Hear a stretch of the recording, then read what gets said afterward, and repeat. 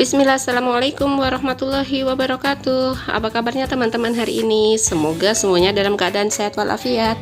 Ya, hari ini Ustazah akan menyampaikan tematik tema 2, subtema 3, pembelajaran 5 dan 6 dengan tema Bersatu Kita Teguh. Nah, kompetensi dasar yang akan Ustazah bahas hari ini yaitu yang pertama IPS KD 3.4, upaya meningkatkan kesejahteraan pada masa awal kemerdekaan. Yang kedua, SBDP KD 3.3, mempraktikkan gerak dan pola lantai tari merak. Selanjutnya, PPKN KD 3.4, mempertahankan persatuan dan kesatuan pada masa kemerdekaan. Selanjutnya, Bahasa Indonesia KD 3.4, kata baku dan tidak baku dalam teks. Untuk yang pertama yaitu muatan IPS KD 3.4, upaya meningkatkan kesejahteraan pada masa awal kemerdekaan.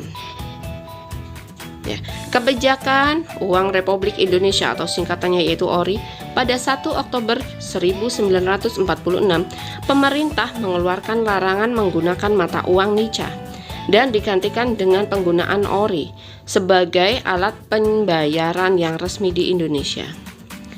Yang kedua, Konferensi Ekonomi pada tahun 1946, Menteri Kemakmuran Darmawan Mangunkusumo mengundang para kepala daerah di Pulau Jawa untuk mengadakan konferensi ekonomi.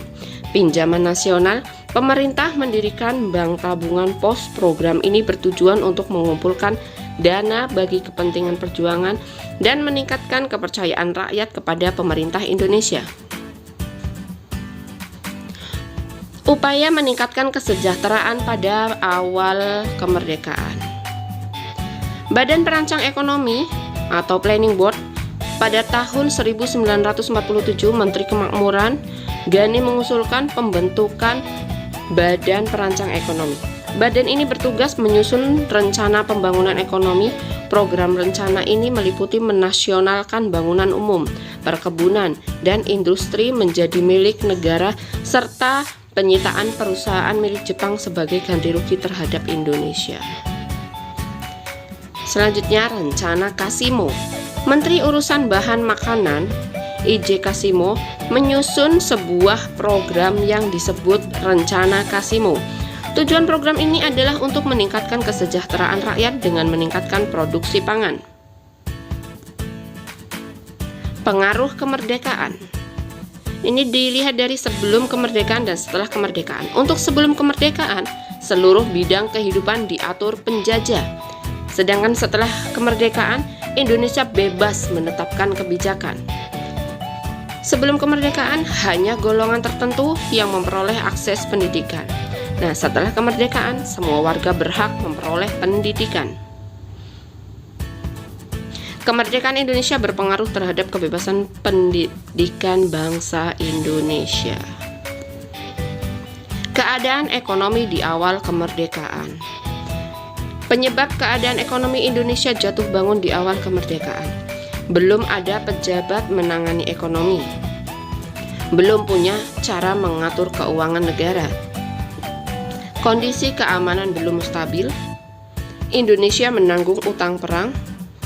Belum punya mata uang sendiri. Untuk pembelajaran selanjutnya yaitu muatan SBDP KD 3.3, mempraktikkan gerak dan pola lantai tari merak.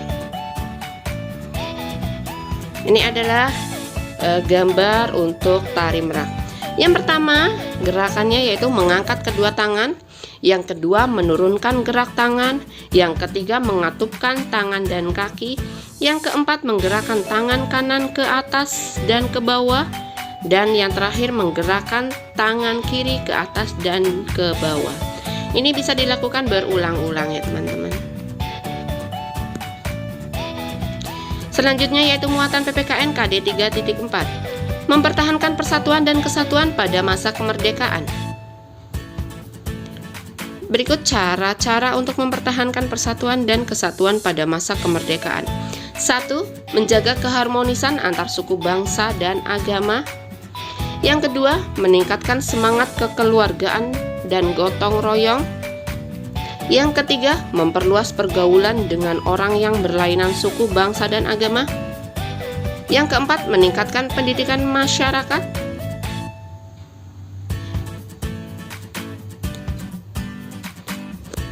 Yang kelima yaitu tidak mudah terpancing oleh pihak-pihak yang ingin memecah belah bangsa.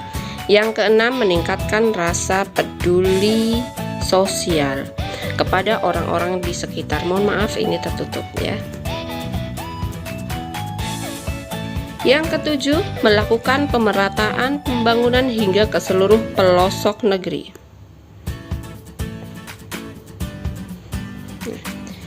Kegiatan yang selanjutnya yaitu meningkatkan semangat kekeluargaan dan gotong royong. Pembelajaran 6 yaitu muatan bahasa Indonesia, kata baku dan kata tidak baku dalam teks. Nah, mari kita ingat kembali kata baku yang sudah kita pelajari di materi sebelumnya ya. Kata baku itu kata yang digunakan sesuai dengan kaidah bahasa Indonesia yang telah ditentukan sebagai sumber utama bahasa baku adalah Kamus Besar Bahasa Indonesia, biasa disingkat yaitu KBBI. Kata baku digunakan dalam kalimat resmi baik lisan maupun tertulis dengan pengungkapan gagasan secara tepat. Sedangkan kata non baku adalah ragam bahasa yang cara pengucapannya atau penulisannya tidak memenuhi kaidah-kaidah standar kata baku. Ciri-ciri kata baku yaitu tidak dipengaruhi bahasa daerah. Contohnya misalnya yang baku saya, non baku bisa sering digunakan gua ya. Mengapa, non bakunya kenapa. Dilihat, non bakunya dilihatin. Bertemu, non bakunya ketemu. Yang kedua, tidak dipengaruhi bangsa asing. Contoh, kantor tempat, non bakunya kantor di mana.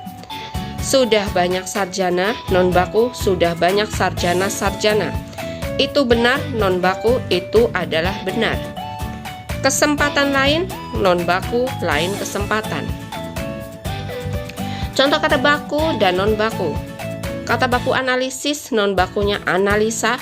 Objek, non bakunya objek. Nomor, non bakunya nomor. Moral, non bakunya moral. Metode, non bakunya metode. Kualitas, non bakunya kualitas. Kuantitas, non bakunya kuantitas. Jadwal, non bakunya jadwal. Ijazah, non bakunya ijazah. Izin, non bakunya izin.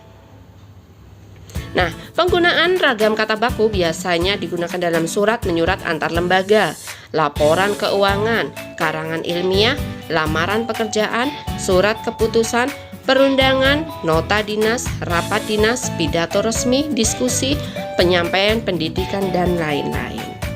Ya, cukup sekian dari Ustazah. Hari ini kita belajar tentang IPS ya, upaya meningkatkan kesejahteraan pada masa awal pemerintahan kemerdekaan. Lalu kita belajar SBDP yaitu mempraktikkan gerak dan pola lantai tari merak. Muatan PPKN, mempertahankan persatuan dan kesatuan pada masa kemerdekaan. Dan yang terakhir, bahasa Indonesia, kata baku dan kata tidak baku dalam teks. Silahkan simak videonya hingga selesai. Jazakumullah khair yang sudah bergabung. Nanti Ustazah akan ada soal latihan di Google Classroom ya. Silahkan dilihat untuk linknya ya. Cukup sekian dari Ustazah. Wassalamualaikum warahmatullahi wabarakatuh. Jazakumullah khair.